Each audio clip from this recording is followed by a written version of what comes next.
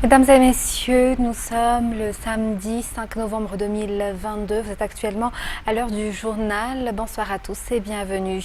Dans les actualités de ce jour, le président Andrzej a assisté au festival Marquintanei Langdé durant sa tournée dans la ville de Nousbé-Elville. Ces festivals ont pour but de promouvoir le tourisme local durant le passage des requins-baleines, la plus grande espèce marine mondiale, dans les abords de Nousbé en cette période. C'est la première fois que Nousbé en profite. Cela montre également l'engagement de l'État à placer le tourisme comme pilier de l'économie. C'est un reportage de Sylvain Judical Rangenirine sur les images de Andora Djadjaibé. Nousbé-Elville est en fête. Elle fait connaître aux Malgaches mais aussi à l'international que le pays possède des espèces marines comme le requin-baleine.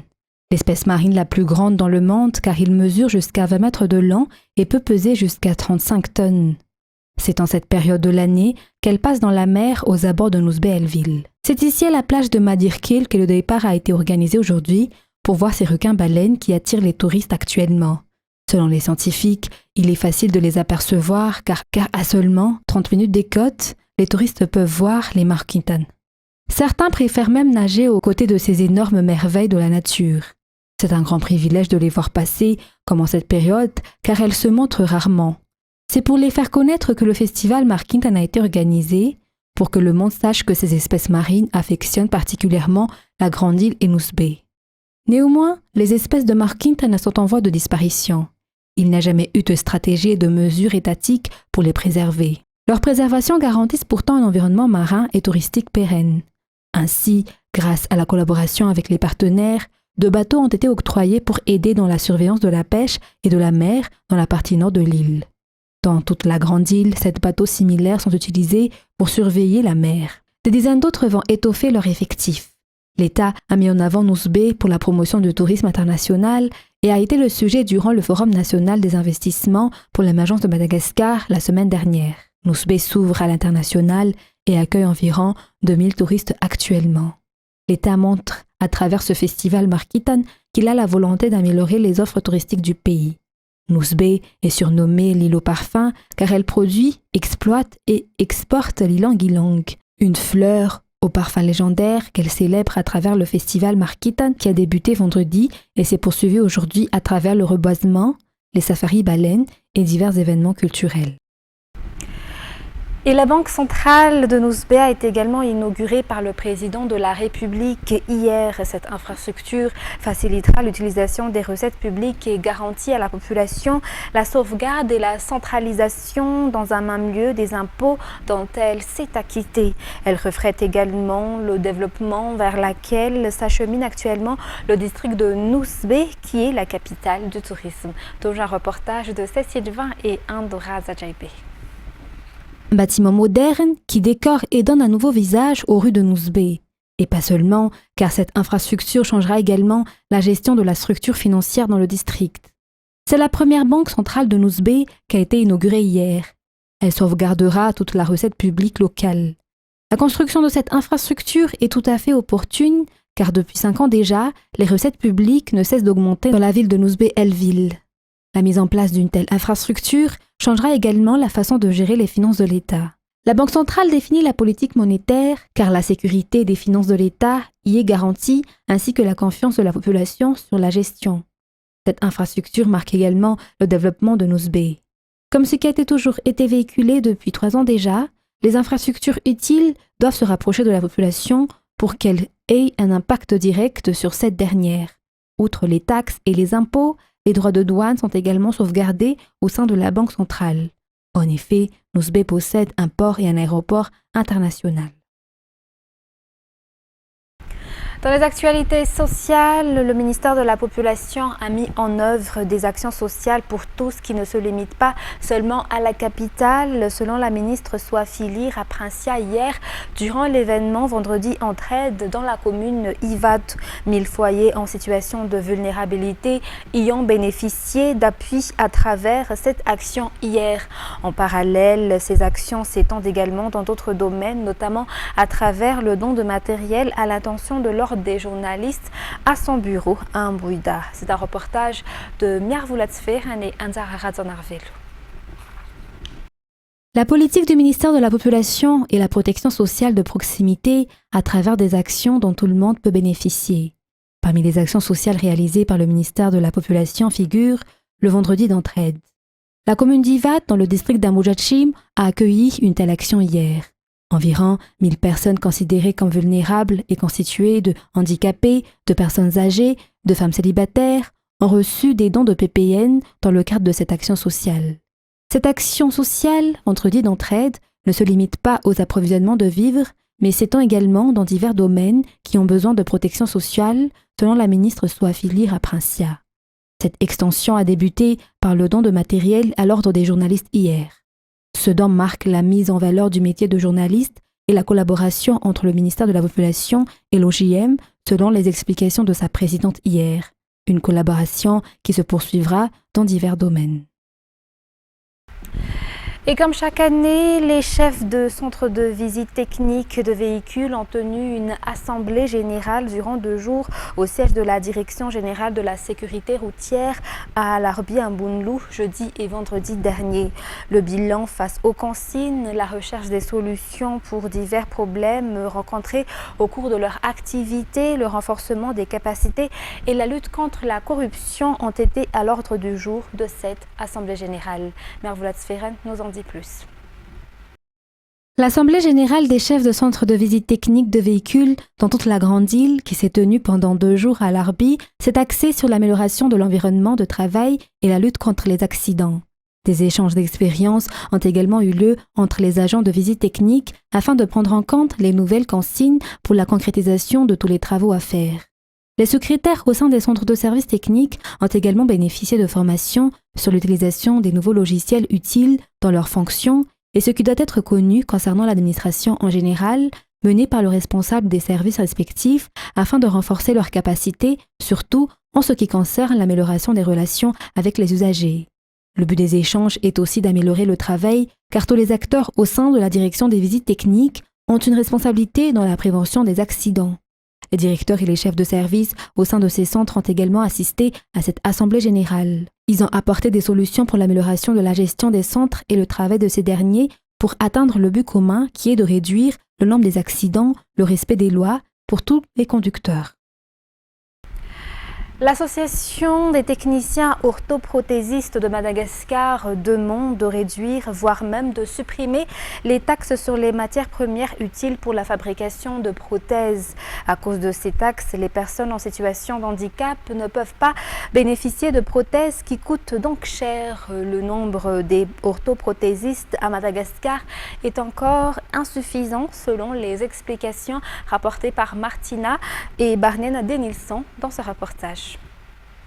15% de la population de Madagascar ont des handicaps, selon les statistiques sorties par l'OMS, et 3,2% d'entre eux ont des handicaps physiques. Le pays possède pourtant orthoprothésistes ou des techniciens agents de santé qui participent pleinement dans l'accompagnement des personnes en situation de handicap à travers la confection des prothèses, mais ils ne peuvent pas satisfaire la demande selon les explications. Un orthoprothésiste se concentre sur la fabrication des membres de remplacement. Beaucoup ne connaissent pas encore leur existence, raison pour laquelle le nombre des personnes prises en charge reste encore peu nombreux selon les explications. Les produits sont encore chers. Les 6 centres d'orthoprothésistes dans tout Madagascar sont habilités par l'État. Ils font encore face à des difficultés car il manque de matériel, surtout les matières premières, pour la fabrication des prothèses. Il a été validé par l'OMS que la journée du 5 novembre a été dédiée aux orthoprothésistes. Dans un tout autre sujet à présent, 90% des visiteurs durant les 3 jours de la semaine d'éducation aux médias et à l'information sont des étudiants. Le métier de journalisme et le monde des médias les intéresse. Viva figure parmi les exposants que les jeunes ont pu visiter et connaître durant cet événement. Reportage. 3 jours de partage d'informations et de communication entre les fans, les visiteurs et ceux qui sont intéressés par Viva. 3 jours qui ont permis d'éduquer sur le monde des médias et de l'information.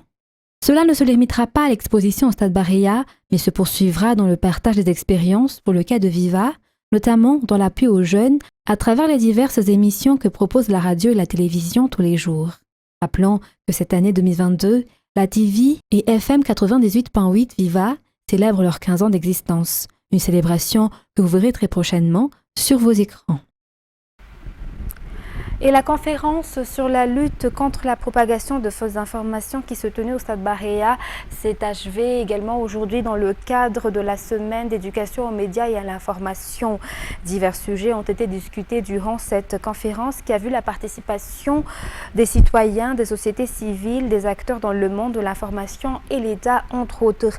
Après cela, les résolutions prises durant cette conférence sur la lutte contre la propagation de fausses informations seront transformées en politique nationale selon la ministre de la Communication et de la Culture durant la clôture officielle de cette semaine de l'éducation aux médias et à l'information.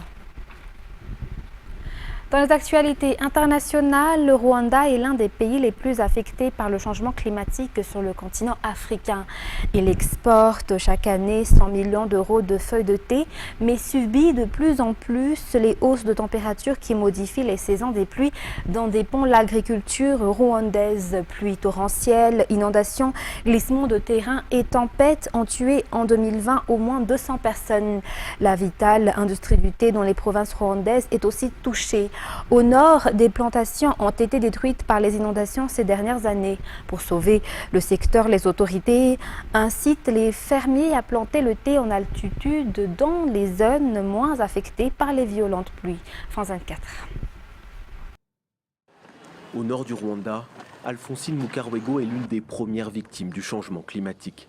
En 2012, son demi-hectare de théier est détruit lors de violentes inondations. Le thé ne pousse plus ici, il ne reste que ce bois mort. Les régions montagneuses du nord subissent ces catastrophes naturelles depuis 10 ans. 200 hectares ont déjà été détruits. Un danger pour l'or vert du Rwanda, dont les exportations rapportent chaque année environ 100 millions d'euros. Il y a 15 ans, on voyait le niveau de l'eau augmenter, mais c'était encore vivable. Nous avions du thé et il poussait bien. Mais quelques années après, les inondations sont arrivées. En 2019, le Rwanda met en place un projet vert à Gicumbi pour contrer le changement climatique. Alphonsine déménage tout en haut de la colline voisine. 50 hectares ont été plantés par le gouvernement pour montrer aux fermiers qu'il est préférable de cultiver en altitude.